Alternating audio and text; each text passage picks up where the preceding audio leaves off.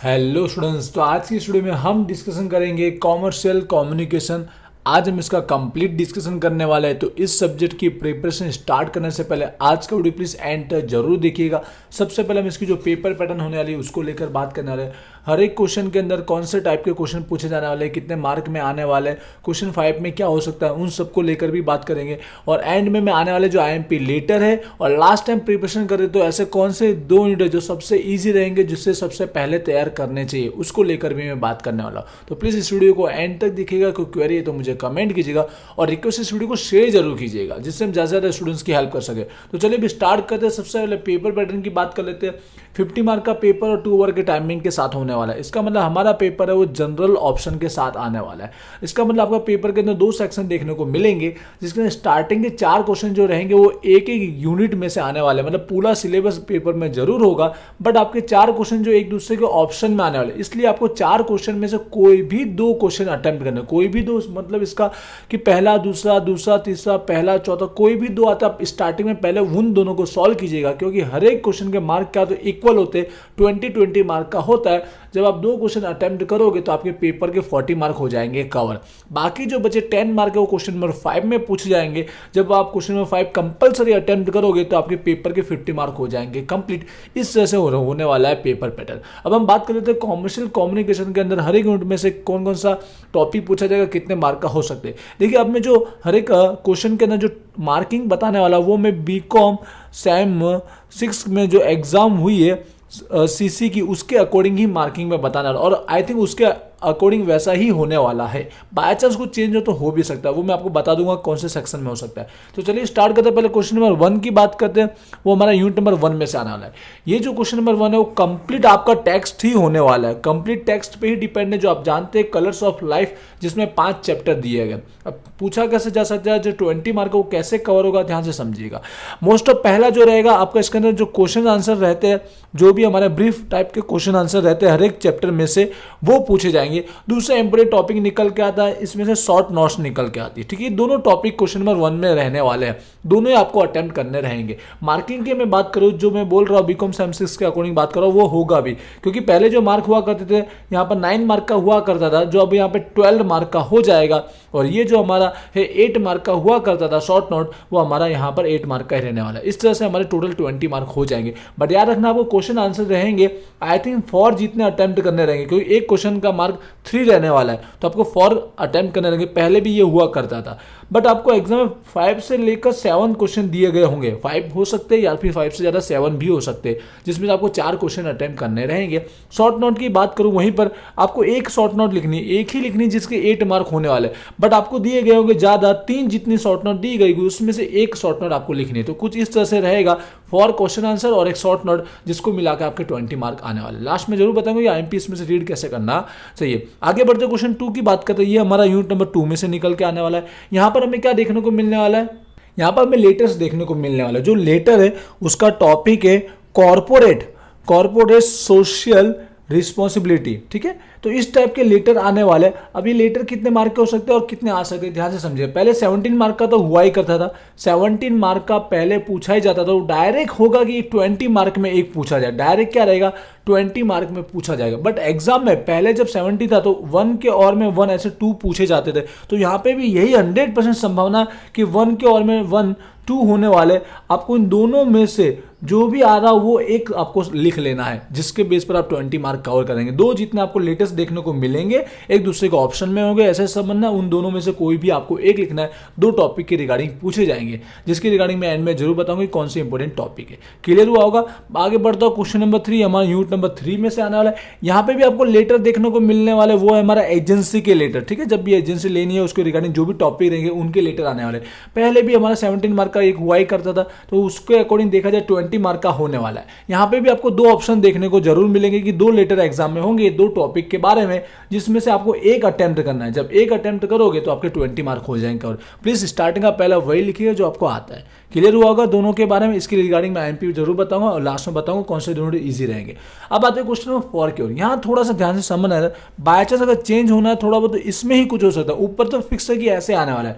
इसमें क्या रहेगा, आप जानते हैं हमारे सीसी के अंदर वोकैबुलरी होती है कंपलसरी, तो यहाँ पर मुझे लगता है कि पूरा सेक्शन वोकैबुलरी पे आने वाला है। पूरा सेक्शन मतलब पूरा का पूरे के पूरे 20 मार्क इसी में से कवर किए जाएंगे। अब हो कैसे सकते हैं, यहाँ डिवाइड जरूर होगा।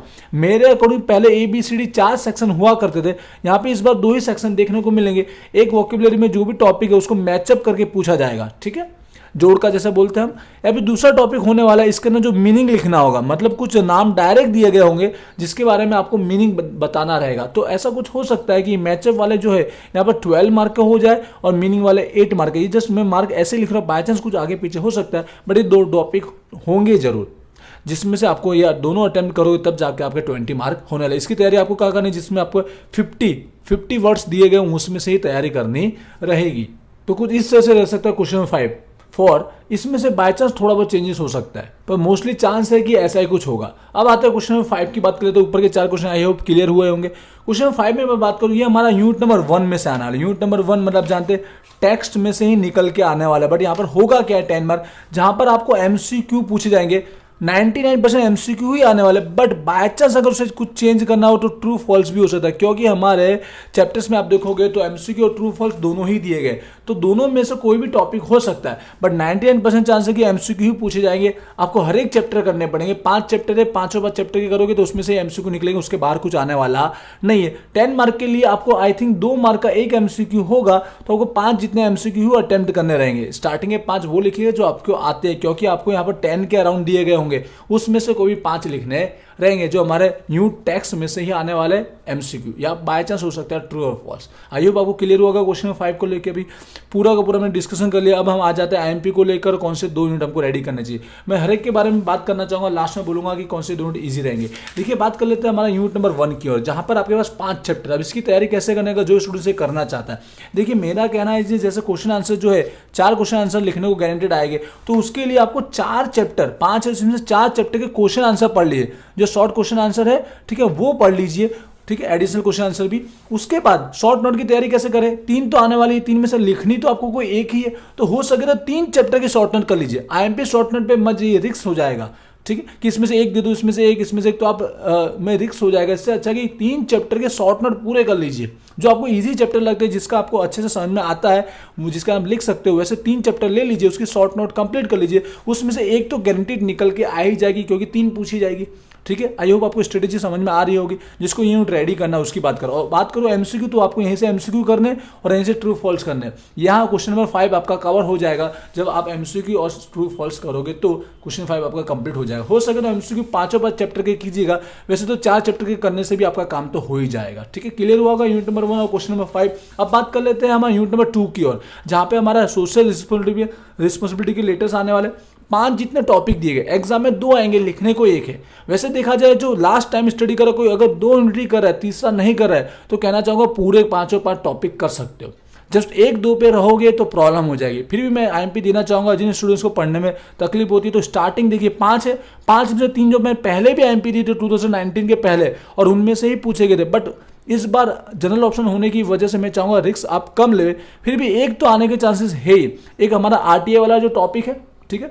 दूसरा जो टॉपिक है हमारा वही अवेयरनेस फैलाना है डिजिटल बैंकिंग के रिगार्डिंग, और हमारा अगला टॉपिक है हॉस्पिटल को ऑर्गेनाइज करना रहेगा मेडिकल चेकअप कैंप के लिए। देखोगे तो बहुत इजी है। मतलब यहाँ हम क्या कर रहे हैं कि बड़ी बड़ी कंपनियों को, कॉर्पोरेट लोगों को हम लोग बोल रहे हैं कि एक सेमिनार किसी के बारे में अवेयरनेस के रिगार्डिंग, जैसे यहाँ पर हम लोग को क्या किसके रिगार्डिंग बोला, चिल्ड्रन पार्क के लिए हम बोल रहे मल्टीनेशनल कंपनी को। यहाँ पर पुअर स्टूडेंट्स के लिए लाइब्रेरी बनाने के लिए प्राइवेट कंपनी को बोल रहे हैं। यहाँ पर हम प्राइवेट यूनिवर्सिटी को बोल रहे हैं कि आप ITI के बारे में अवेयरनेस फैलाओ। यहाँ पे हम बैंक को बोल रहे हैं कि डिजिटल बैंकिंग के बारे में प्रोग्राम रखो। यहाँ पे हॉस्पिटल को हम बोला जा रहा है कि मेडिकल चेकअप के लिए कैंप रखो। बहुत ही बेसिक है। 3 में इसलिए बताओ, 3 आप पढ़ ही लोगे कम से कम। अगर एक ऊपर का एक पढ़ लोगे ना तो 2 गारंटी उसमें से निकल के आ जाएंगे। 3 देखिएगा, एक तो उसमें से फिर भी निकल के आ ही जाएगा। आगे बात करते हैं यूनिट नंबर 3, जहाँ पे एजेंसी की। ये टॉपिक भी बहुत ईजी है। यहाँ पर 8 दिया गया है। अगर आप 2 ही कर रहे हो तो मोस्ट ऑफ पूरे करो तो बहुत अच्छी बात है, ठीक है। पर जिनका टाइम कम है, जिनको याद करने में प्रॉब्लम है, तो उसके लिए IMP पे जा सकता है, पर थोड़ा बहुत रिस्क हो सकता है। देखिए 8 टॉपिक एक जैसे ही है। जैसे मैं समझा दो शॉर्टकट में। पहले हम क्या कर रहे हैं, एजेंसी के लिए एप्लीकेशन लिख रहे हैं कि हम आपकी एजेंसी लेना चाहते हैं, उसमें रीजन बता देंगे। दूसरा दूसरा टॉपिक किसके बारे में, ऑफरिंग टर्म एंड कंडीशन, वो एजेंसी क्या बताइए अपने शर्त टर्म और कंडीशन उसमें लिखेगी। थर्ड वाला क्या है, हम लोग जो एजेंसी ले रहा है वो नेगोशिएशन करेगा कि इसमें ऐसा करो, डिस्काउंट ज़्यादा रख लो, ये कंडीशन थोड़ी इजी कर लो, उसके रिगार्डिंग है। अगला टॉपिक क्या, अपॉइंटमेंट, मतलब फाइनल सामने वाले ने हमको एजेंट बना दिया है। नंबर 5 क्या है, डिक्लाइन इन सेल्स, सेल्स में अगर थोड़ी बहुत भी कमी हो रही है तो सामने वाले हमको बोल रहे हैं कि कमी क्यों हो रही है। अगला टॉपिक है, हम एक्सप्लेन करेंगे कि डिक्लाइन सेल्स, वेचाण में कमी क्यों हो रही है, हम उसके रीजन बताने वाले। अगला टॉपिक है सरेंडिंग, मतलब हम खुद ये एजेंसी छोड़ रहे हैं, हमें लग रहा है कि ये एजेंसी यहाँ पर इस एरिया में काम नहीं करे तो हम उसे खुद शट डाउन कर रहे हैं। नंबर 8 ऐसा टर्मिनेट, मतलब सामने वाला खुद ही हमें टर्मिनेट कर रहा है, जिसके थ्रू हमने एजेंसी ली थी, जिसके पास से वही बोल रहा है कि लग रहा है आपसे काम नहीं हो रहा तो आप टर्मिनेट कर लो। तो इस तरह से 8 टॉपिक बेसिक है, पढ़ना चाहो तो फटाफट आपके हो जाएगी, जिस तरह से मैंने 1 मिनट में आपको समझाया है। ठीक है, बस आपको सब्जेक्ट अच्छे से पकड़ के लिखना है, जिसके बाद 3 से 4 पैराग्राफ में एक्सप्लेन करना है, बाकी आपका काम हो जाएगा। फिर भी कुछ IMP टॉपिक में बता देता हूँ। ठीक है, 7-8 में से पूछने के चांसेस ज़्यादा है, क्योंकि ये लास्ट एंडिंग होने वाला है। एजेंसी को कैसे एंड करना है या तो हम लोग खुद करेंगे या सामने वाले, इसलिए इंपॉर्टेंट टॉपिक है। दूसरा इंपॉर्टेंट टॉपिक क्या है, वो टर्म और कंडीशन। पहले तो नंबर 2 ही ज़्यादा इंपॉर्टेंट है, पर 3 भी बाय चांस नेगोशिएशन पूछा जा सकता है, ऐसे नंबर 2 वाला ही इंपॉर्टेंट है, टर्म और कंडीशन के रिगार्डिंग। अगला टॉपिक सेल्स के बारे में, कि आपका सेल्स कम क्यों हो रहा है, सामने वाला पूछ रहा है और यहाँ पर हम खुद समझा रहे हैं। ये 5 और 6, ठीक है, 2-2 की जोड़ी में इसलिए बोल रहा हूँ कि ये पॉइंट दोनों एक जैसे ही होते हैं। ठीक है, इनमें से कोई एक निकालना है तो गारंटीड है ये 6 टॉपिक तो आप पढ़ लीजिए, आपके दोनों के 2 के भी काम हो जाएंगे।